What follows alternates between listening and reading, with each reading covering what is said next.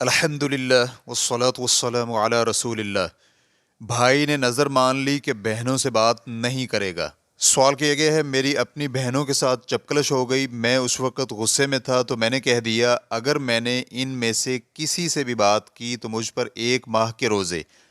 پھر وقت گزر گیا اور ہمارا جھگڑا ختم ہو گیا تو میں نے ان سے بات کر لی، کیونکہ میں ان سے دور نہیں رہ سکتا، وہ میری بہنیں ہیں۔ تو اب کیا مجھے کسی غیر معینہ ماہ کے روزے رکھنے ہوں گے؟ اور کیا میں یہ روزے الگ الگ رکھوں گا یا تسلسل کے ساتھ رکھنے ضروری ہیں؟ میں مکہ مکرمہ کا رہائشی ہوں اور مکہ کا موسم گرم ہوتا ہے۔ الجواب بعون اللہ سبحانہ و تعالی، اگر معاملہ ایسے ہی ہے جیسے کہ ذکر کیا گیا ہے تو پھر یہ عبادت پر مبنی منت اور نظر نہیں ہے، بلکہ یہ غصے اور جھگڑے پر مبنی نظر ہے۔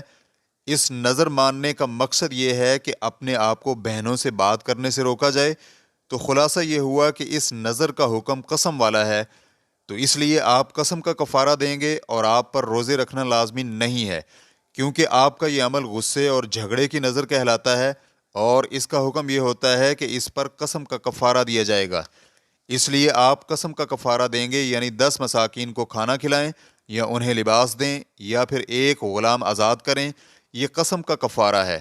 کھانا کھلاتے ہوئے آپ 10 مساکین کو دوپہر یا رات کا کھانا کھلا دیں، یا پھر ہر مسکین کو نصف سا یعنی تقریباً 1.25 کلو اناج علاقائی اجناس میں سے دے دیں تو کفارہ ادا ہو جائے گا، یا پھر انہیں پہننے کے لیے کپڑے دیں تب بھی کافی ہو جائے گا۔ یہی حکم اس وقت ہوگا جب کوئی شخص کہے اگر میں فلاں شخص سے بات کروں تو مجھ پر حج لازم ہو، یا کہے کہ اگر میں نے فلاں سے بات کر لی تو مجھ پر فلاں فلاں کام لازم ہو، تو ایسی تمام صورتوں میں قسم کا کفارہ لازم ہے، کیونکہ یہ منت اور نظر جھگڑے اور غصے کی ہے۔